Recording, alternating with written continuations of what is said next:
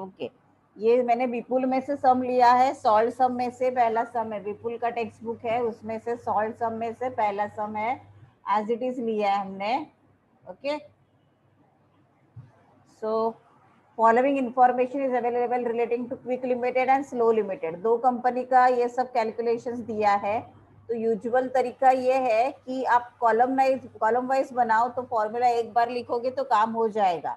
But अगर आप एक के नीचे एक ड्रॉ करके लिखोगे तो भी डजेंट मैटर, कोई प्रॉब्लम नहीं है। ओके, मैं यहाँ पे 3 कॉलम बना देती हूँ। पहला कॉलम है फॉर्मूला लिखने के लिए, ओके, दूसरा कॉलम है क्विक लिमिटेड का और स्लो लिमिटेड का। तो पहला कॉलम में बना देती हूँ यहाँ पे फॉर फॉर्मूला, दूसरा क्विक लिमिटेड का और तीसरा है स्लो लिमिटेड का। यहाँ पे क्विक लिमिटेड का कैलकुलेशन होगा और फिर स्लो लिमिटेड का। एक ही बार लिखोगे तो बार बार आपको ये लिखने की जरूरत नहीं है। फॉर्मूला के नीचे 2 बार कैलकुलेशन करना है तो आपको उसको बार बार करना पड़ेगा। ओके, सो फॉर्मूला अभी पहले क्या है, अर्निंग पर शेयर पूछा है। क्या पूछा है? Earning per share. ओके, सो पहले हम लोग जो पूछा है उसका फॉर्मूला लिखेंगे। सो ईपीएस यानी अर्निंग पर शेयर का फॉर्मूला मैंने आपको लिख के दिए है ऊपर फॉर्मूले, करेक्ट। सो ईपीएस का फॉर्मूला है ना हमारे पास, देखो दिखाई दे रहा है, अर्निंग पर शेयर ईपीएस दिख रहा है। वो फॉर्मूला पहले फॉर्मूला के कॉलम में लिख के लेने का ध्यान रखो, बाद में लिखोगे तो भी चलेगा। ये हमने फॉर्मूला के कॉलम में लिखा ईपीएस अर्निंग पर शेयर। अभी अर्निंग पर शेयर के लिए अभी देखो, हाँ हम लोग ओनली क्विक लिमिटेड का मैं दिखा रही हूँ, आपको बाकी खुद करना है। ओके, सो मैं यहाँ पे कैलकुलेशन करूंगी।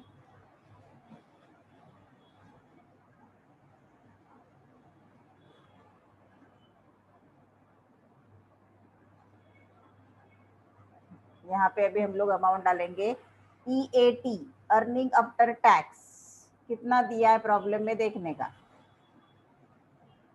Earning after tax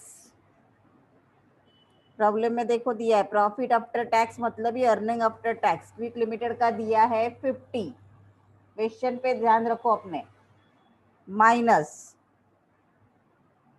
preference dividend. अभी प्रेफरेंस डिविडेंड कितना दिया है देखो, 80 दिया है ना प्रेफरेंस शेयर कैपिटल, तो 80 इंटू 12% के हिसाब से। तो नीचे में यहाँ पे कैलकुलेट करके दिखाती हूँ बाद में कैसे आया प्रेफरेंस डिविडेंड। सो 80 का 12% आएगा 9.6। And number of equity shares कितने हैं, 200 शेयर्स और 200 दिया है अमाउंट में और 10 ईच दिया है। सो 200 अपॉन 10 तो कितना आएगा number of equity share paid up share, 20। Okay, so इसका भी आंसर निकालो, दैट इज इक्वल टू कितना आएगा answer, 50 minus 96 upon 20, that is equal to 2.20 per share. अभी ये कैसे किया देखो, प्रेफरेंस डिविडेंड कैसे निकाला,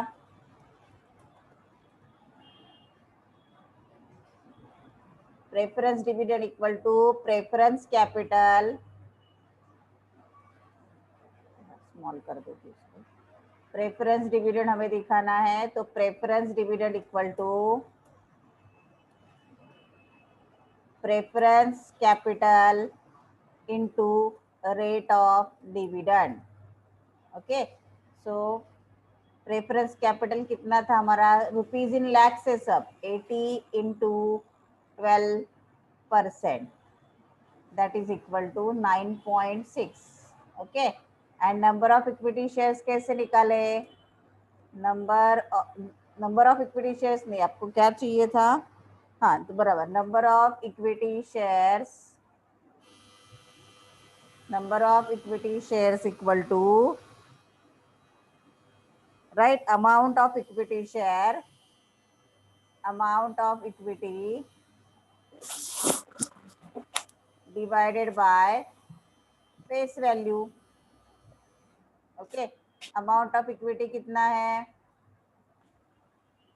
अमाउंट ऑफ इक्विटी था 200 और फेस वैल्यू था 10, तो इसका आंसर कितना मिला हमें 20। इसके हिसाब से ये फॉर्मूला बना। ओके,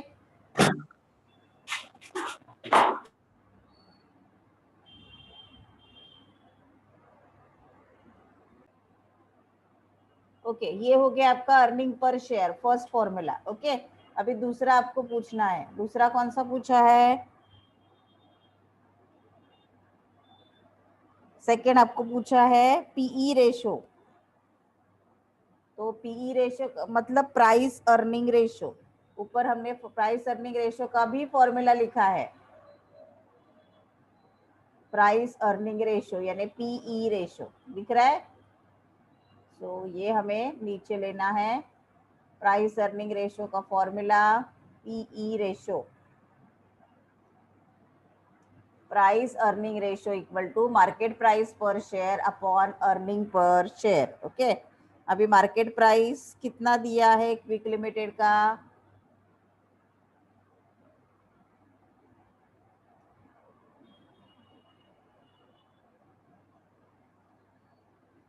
ओके, अभी यहाँ पे अमाउंट डालो, कितना आएगा मार्केट प्राइस? क्विक लिमिटेड का मार्केट प्राइस दिया है 100। ओके, और फिर आपको चाहिए ईपीएस अर्निंग पर शेयर। ऊपर आपने कैलकुलेट किया, कितना कैलकुलेट किया अर्निंग पर शेयर? देखो 100 अपॉन, यस ऊपर कैलकुलेट किया है 2.02, करेक्ट। सो आंसर कितना आएगा? जो भी आंसर आएगा इक्वल टू 49.5, और ये आंसर आता है आपका टाइम्स में। हाँ, ये याद रखो। अगर आपको टाइम्स डेज ये नहीं समझ में आ रहा है तो कुछ मत लिखो, ओनली 49.5 लिखो। उसके बाद आपको पूछा है डिविडेंड पे आउट रेशो। इसका भी फॉर्मूला हमने लिखा है, मैं एक कंपनी का दिखा रही हूँ, दूसरा आपको कैलकुलेट करना है। हाँ, dividend pay out ratio. Okay, पे out ratio, dividend pay out ratio formula copy करते हैं हम लोग यहाँ पे। Dividend pay out ratio, dividend per equity share, है ना। यहाँ पे मैं कॉपी कर देती हूँ उसको, dividend per equity share upon earning per share. अभी डिविडेंड पर इक्विटी शेयर निकालना है आपको, डीपीएस। तो पहले उसका फॉर्मूला लिखेंगे, इसको ऐसे ही छोड़ो, और पहले अर्निंग पर शेयर निकाला है ना हमने, ईपीएस कितना निकाला था अर्निंग पर शेयर? देखो earning per share, sorry earning per share EPS निकाला है ना हमने, कितना निकाला है? 2.02। तो वो तो लिख सकते हैं हम लोग यहाँ पे। और now what we want, dividend per share. तो अभी डिविडेंड पर शेयर का फॉर्मूला लिखते हैं, dividend per share equal to,